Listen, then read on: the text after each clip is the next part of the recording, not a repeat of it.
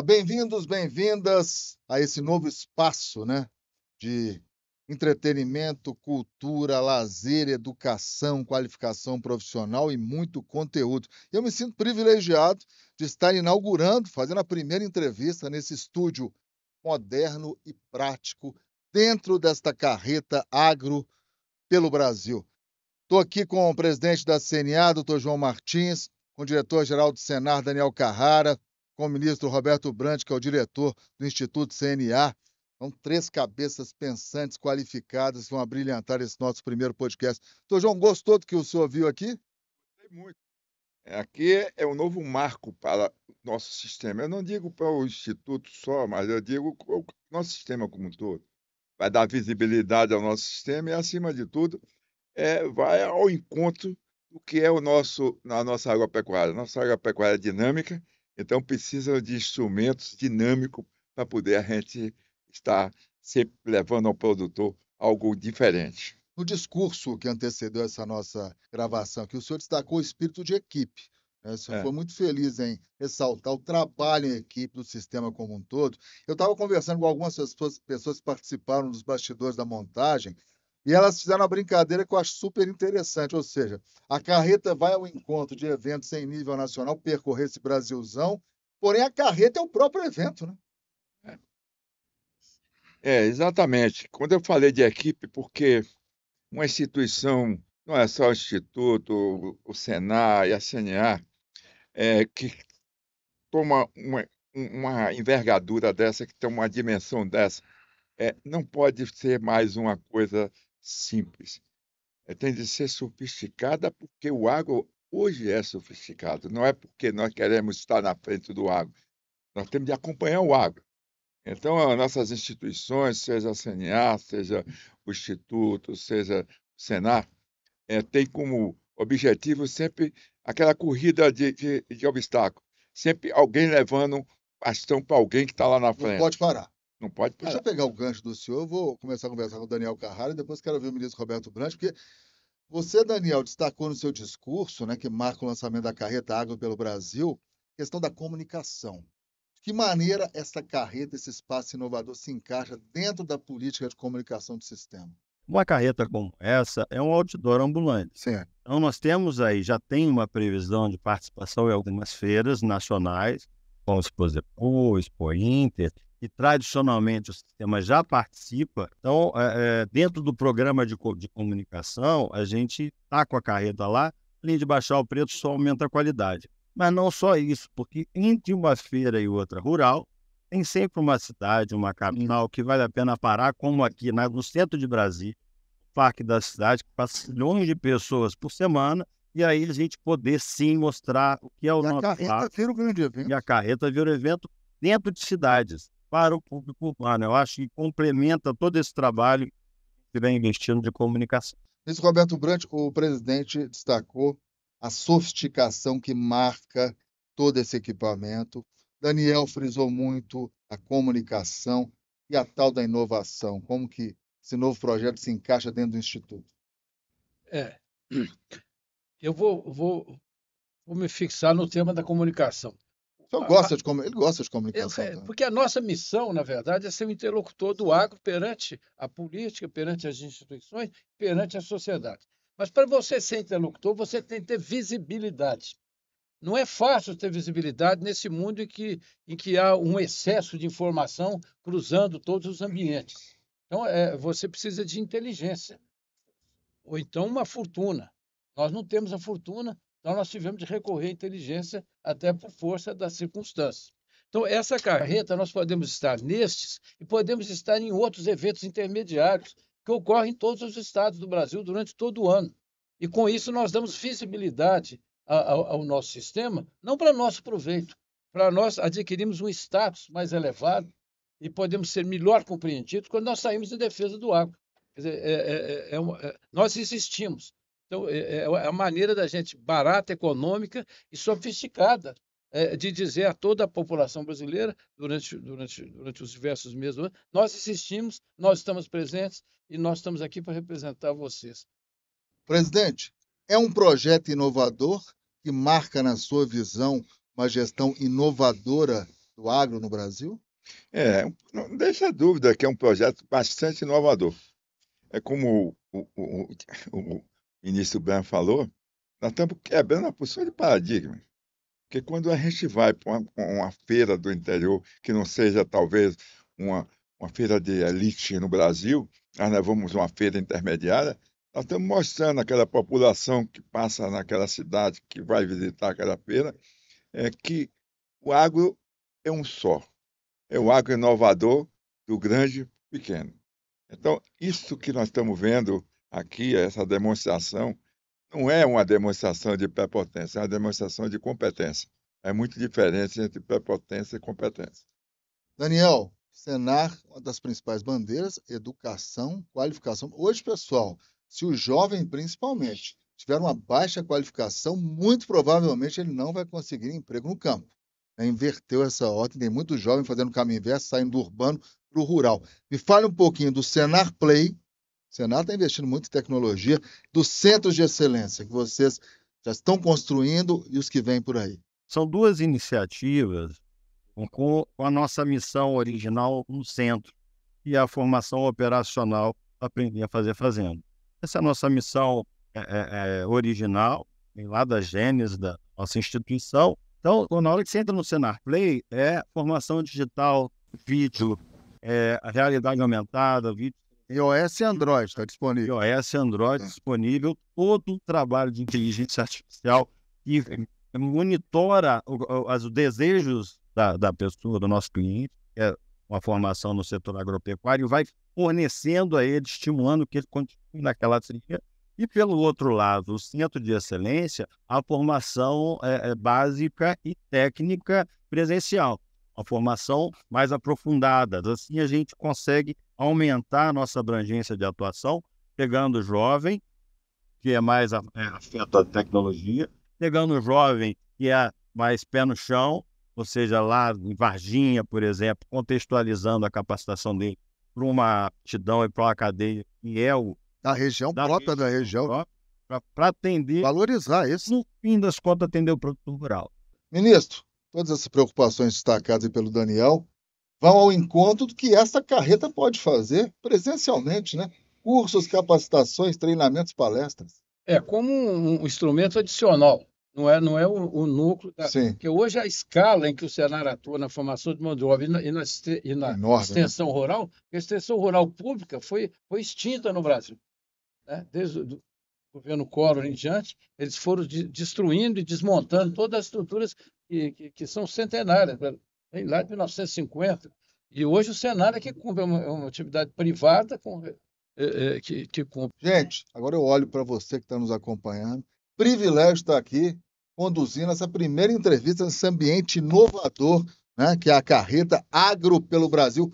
Muitos outros podcasts, entrevistas, treinamentos, shows, tem um palco, porque essa carreta são 120 metros de pura inovação. Pessoal, eu estou entrando já na terceira parte.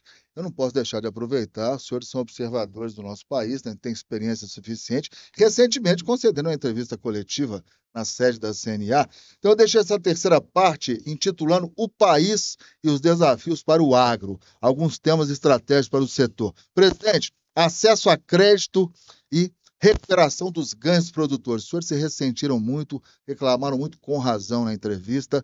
Fora eventos climáticos, Laninha, El Ninho, guerras pelo país, que na visão do senhor o governo deve fazer para melhorar esse cenário? Bom, eu canso de dizer que a felicidade do agro é que o agro identificou seu caminho, está seguindo seu caminho independente do governo. Quando o agro faz isso, não que ele possa viver desassociado das políticas públicas do governo, mas quando o agro faz isso, o agro tem outra consistência, outro alicerce. Ele pode sobreviver independente de um governo ruim ou de um governo bom. As políticas públicas têm de ter um norte, tem de ter... Alguém tem de fazer. E não é o agro que tem de fazer. O agro sinaliza o que são as políticas públicas necessárias para complementar ou até para o crescimento do próprio agro. Então, quando nós fazemos e levamos ao governo um plano safra, buscando recursos. Quando a gente vem batalhando já há alguns anos, o seguro rural é talvez a sinalização mais clara da independência do produtor quando ele vai oferir empréstimo. Então, se o produtor rural ele tem aquele seguro como proteção àquilo que está por trás dele, ele pode trabalhar mais à vontade, ele pode trabalhar com mais determinação. Agora, o que eu canso de dizer é o seguinte: a gente às vezes fica meio sem rumo. O que é que está acontecendo no Brasil? Nós estamos num país que tivemos seca, depois cheia no sul, tivemos problema de seca no centro-oeste, o nordeste agora está com uma seca terrível e o produtor continua produzindo. O produtor se descolou das políticas públicas e governamentais. O produtor, a meta dele é cada dia mais produzir mais com eficiência e com competitividade. Isso é que está fazendo com que o Brasil seja respeitado aí fora, porque a nossa agropecuária veio para ficar. O fato é que o espírito empreendedor do produtor rural brasileiro é um negócio impressionante. Então, ele vai procurar crédito, vai procurar financiamento internacional nas redes, mas nada disso acontece se não tiver pessoas preparadas. Nada disso acontece, e aí não é puxando a farinha para o meu pirão, mas sem a capacitação, sem tecnologia, e não adianta empreendedorismo sem competência técnica. Hoje, mais que tudo, os produtores são gestores, não? Gestores, com um amplo poder da palavra. Quem não sabe fazer isso não fica no mercado. Quase entre 60% e 70% das fontes de crédito do setor hoje são privadas. São cooperativas, traders, produtores de insumos. Então, e já se estabeleceu essa lógica, né, do sistema. Embora, claro, que todos os países do mundo protegem a sua agricultura, sim, seja segurando os infortúnios, seja também financiando a produção, em alguns casos, pagando a diferença entre preço de mercado e preço de custo. Tem o FIAGRO também, né, pessoal? FIAGRO é importante, né? A verdade é que o Brasil foi relacionado pela OECD, que é uma instituição que abriga os países desenvolvidos do mundo, como o país que menor subsidia a sua agricultura, de todos os países listados. Então, o agro tem essa autonomia. Agora, o agro continua dependendo do governo e alguns setores que estão além dele. Por exemplo, logística. A logística para os principais pontos produtores do Brasil é precaríssima, porque a produção agrícola do Brasil ela se transferiu para uma área que era um vazio econômico. Toda a infraestrutura que existia no país era para servir a indústria, nas décadas de 50 e 60. Sim. Então, o agro expandiu as fronteiras do país e não encontrou vias de escoar. Agora, o agro, pela sua própria engenhosidade, está criando alternativas. Por exemplo, quase metade hoje da safra de grãos do Centro-Oeste está sendo escoada pelo Arco Norte. A maior parte são investimentos privados e não públicos. Isso é muito importante. Utilizando as águas do Rio Amazonas, estão construindo estações de transbordo, estão investindo na construção de barcaças, os portos do Arco Norte foram privatizados. Ou seja, não pode ficar esperando. Não pode, porque se você estiver esperando, nós estamos igual a indústria. Exatamente. Chorando as nossas mágoas e não crescendo. Presidente, e a tal da insegurança jurídica? Tira o sono do senhor relacionada a alguns itens, como, por exemplo, marco temporal, terras indígenas e a questão envolvendo pesticidas e agrotóxicos. Que rapidamente o senhor pode falar para quem está nos acompanhando? A insegurança jurídica, ela sempre vai existir. O que nós lutamos para que diminuir essa insegurança jurídica, né? Porque a insegurança jurídica, enquanto nós estivermos em um mundo de livre iniciativa, você tem também, por parte do governo, alguns procedimentos para poder limitar ou talvez, por incompreensão, fazer com que o produtor fique atrelado a alguma, eu digo, loucura de algum governante. Mas, com certeza, tudo isso é passageiro, na minha visão, à medida que a sociedade começa a entender a razão das coisas. Então, quando a sociedade entender realmente que a agricultura realmente é economicamente e também a sustentação do ser humano, da vida humana, nós vamos, com certeza, rápido, ajustar isso. É, o, o- Você falou sobre agrotóxicos. Então, vamos falar sobre defensivos. Sim. Porque defensivo e agrotóxico são a mesma coisa, apenas a maneira de dizer. Porque quando se diz assim na Fica mais população, pejorativo o termo agrotóxico, né? agrotóxico, como se fosse assim um negócio extremamente chocante. Mas até isso a gente está buscando com as nossas propagandas. Com certeza nós vamos superar esse problema. Daniel, você preza muito, claro, pela comunicação. Você acha que a comunicação é uma das almas do negócio, entre aspas, para vencer essas batalhas, para destacar melhor os valores que envolvem todos esses conceitos, muitas vezes polêmicos? À medida que você consegue mostrar, por intermédio da comunicação, que não existe diferença do brasileiro rural para o brasileiro urbano, moram em lugares diferentes e trabalham com coisas diferentes, mas são todos brasileiros. Eu acho que a sociedade passa a nos ouvir melhor, nos ouvir mais. Uma questão de marco temporal, por exemplo, sem querer polemizar, é uma coisa de você passar a vida inteira para construir a sua casa e, de repente, alguém dizer que aquela casa não é sua, porque o avô dele era dono daquele terreno há 200 anos. A população, a gente precisa traduzir essas questões com um pouco mais de competência, eu acho, porque a população não aceita coisas descabidas. Coisas descabidas têm prazo de validade e eu acho que a comunicação antecipa essa validade. Nós colocamos na mesa, viu, ministro, esse tema insegurança jurídica, porque ele realmente vai ao encontro de uma das maiores preocupações do setor. Ele é um dos algozes dos investimentos e vocês, que respeitam muito bem a legislação, prezam também por isso. Já me fizeram o sinal, a gente poderia ficar dentro dessa carreta com ar-condicionado, esse ambiente maravilhoso até a noite, mas não dá. Já estão sinalizando, estamos no final, então eu vou pedir rapidamente para que os senhores, né, se despeçam e deixem uma mensagem final para o nosso público. Vamos começar com o ministro, por favor. Bem, nós estamos aqui felizes por ter dado esse pequeno passo no esforço de comunicação, que é vital para o agro, porque ele, de todas as atividades econômicas, é a única que é vítima de desinformação. E hoje as batalhas informacionais são as que definem o nosso tempo. Então, ninguém acusa a indústria de nada, nem de poluir o ambiente, nem de assanhar-se de terras públicas ou de recursos públicos, nada. Agora, tudo que acontece com o agro tem sempre uma voz, né, turvada pelo véu ideológico a nos incriminar. Então, nós temos uma necessidade muito maior do que os outros setores de nos focalizar. Então, esse aqui é um passo nessa direção e centenas de outros vão seguir. Essa é a nossa missão. Obrigado, sucesso, privilégio tê-lo aqui. O Daniel, por favor. Então, essa carreta aqui é um modelo, né, de inovação, mas é claro que sem as nossas administrações regionais, sem as nossas federações, a gente não consegue fazer nada. Então, a ideia dessa carreta é mostrar às nossas administrações regionais, que hoje tem estrutura, como bem disse o nosso presidente, doutor João Martins, né, que hoje tem estrutura, tem capacidade de desenvolver os seus projetos, podem imitar, a gente não fica triste, né, presidente? Pelo contrário.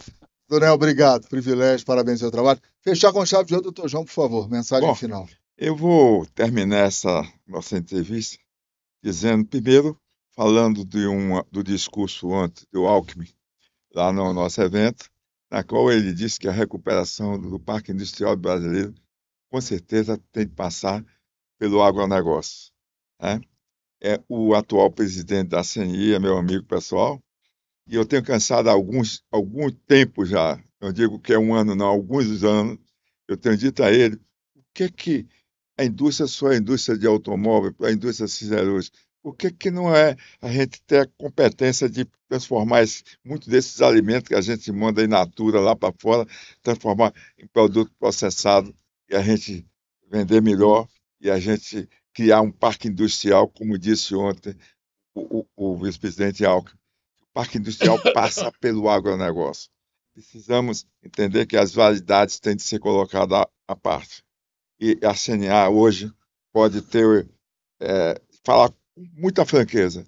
Lá não existe vaidade. Lá existe força de vontade, determinação para a gente fazer com que esse Brasil, cada dia, seja um Brasil melhor. Agradecemos, muito obrigado. Sucesso em 2024. Pessoal, este é apenas o primeiro de uma série de bons conteúdos que serão produzidos aqui, nesse espaço inovador, moderno, a Carreta pelo Brasil, que está sendo lançado aqui diretamente de Brasília. Até uma próxima oportunidade. Tchau, tchau, pessoal.